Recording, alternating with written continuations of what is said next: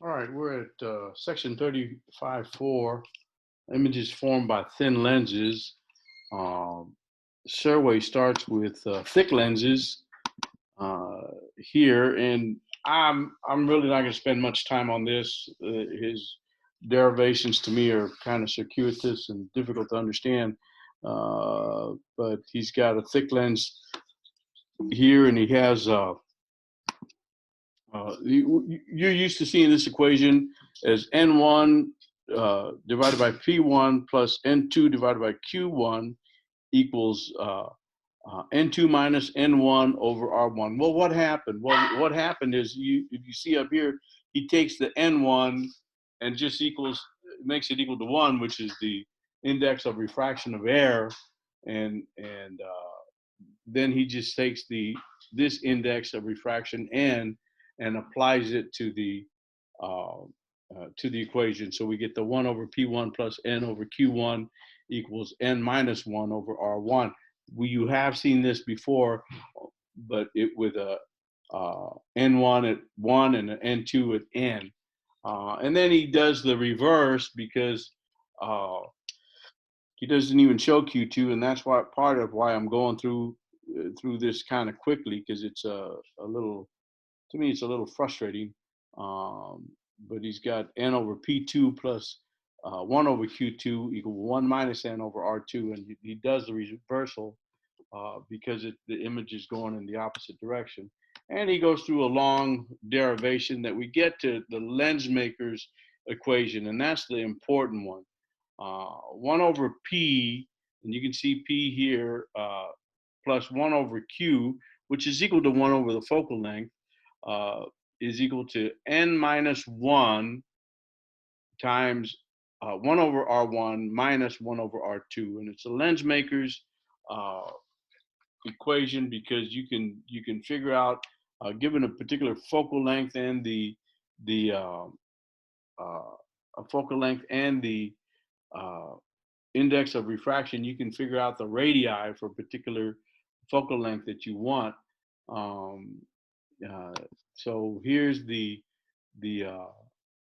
lens makers, and again, um, because 1 over P plus 1 over Q is equal to 1 over F, it's in these two different forms. Uh, Here they're saying if P approaches infinity, then Q approaches F, uh, and that's where they come up with this form of the equation. And you'll use this form of the equation in the homework problems. And you can see that for the lens here, these are converging lenses irrespective of the direction that the light comes, and these are diverging lenses. Um, and here are the tables that you used to seeing: the front side, the back side, the incident light, the refracted light, and the uh, whether things are positive or negative. You can go through that table. Then there's different types of lenses. We used uh, a biconvex lens for our experiment. Biconvex, you have a convex concave, you have a plano convex, and then you have down here a bioconcave, convex concave, and plano concave. You can see that these two are the same. One just has a greater radius than the other. Magnification of images, magnification is equal to h prime over h, which is equal to minus q over p, stuff we've seen before. And then ray diagrams. Now, you did part of the ray diagrams in the experiment that we performed. When the object is in front of and outside the focal point of a converging lens, the image is real, inverted, and on the back side of the lens. Now, you can see that here, the red one is uh, the chief axis, what the experiment calls the chief axis. It goes uh, from here through the center. It's not the center of radius, but it's the center of the lens, and uh, over here to the image. This is the parallel to the axis, goes through the focal point and back to the image. Here's the focal to parallel, focal through the focal point, through the lens, and then out parallel. So you can see it's a similar construction to what we did with the mirrors. And here is when the object is between the focal point and the converging lens, you have the going through the central axis, but you can see it traces back to the image. Here it's parallel through the focal point, and you can see the focal point backtracks to the image. And here it's starting back from this focal point through here and parallel, and you can see that it backtracks to the image.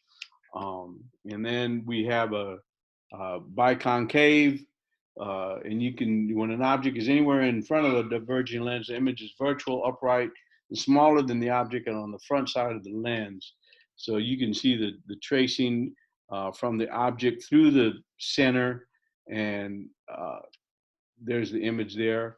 The parallel through the focal length, but the focal point is back here, so it's backtracking through the focal point, and then here through this focal point, and then parallel. So we have all three here.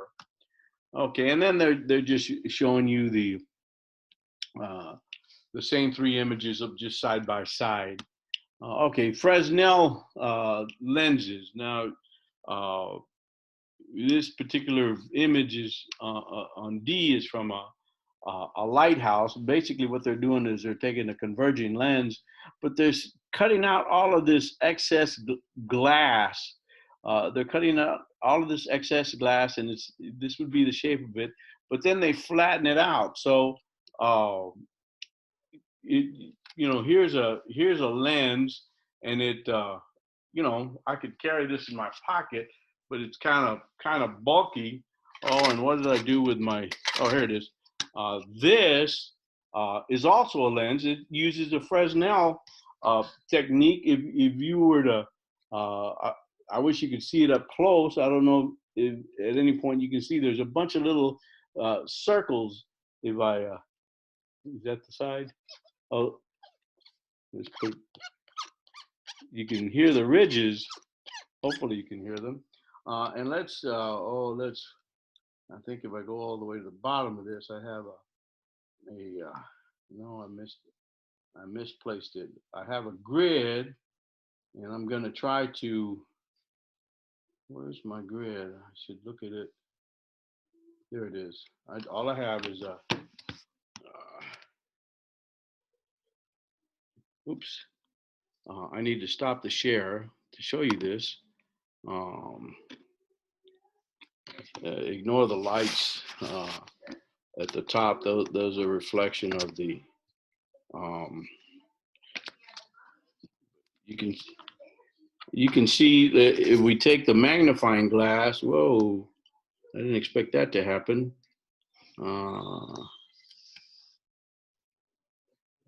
You can see, besides all the weird colors that are coming out, you can see that it does magnify. And this is a big, bulky magnifying glass. Now let's take the Fresnel lens, and you can see that it magnifies also. But it's only this thin card. Where is it? It's only this thin card that uses the same. It uses the techniques of the Fresnel lens.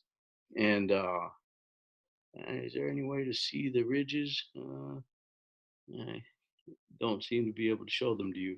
But it's basically, this is a Fresnel lens, and it magnifies as well as the magnifying glass. But this fits nicely into my pocket, so you don't have to be carrying a big magnifying glass like this. The Fresnel technique reduces the size of the magnifier. And let's see, what is the focal length of a pane of window glass? Well, there's no, the radius is infinity, so it's going to be infinity. Okay, and I think we'll stop it there. You can continue on and read combinations of thin lenses and systems of lenses, but for the homework and the quizzes, we'll just stop it here in the interest of time. Let's see, why can't I get out of the, I may not have been sharing that. Well, it's okay.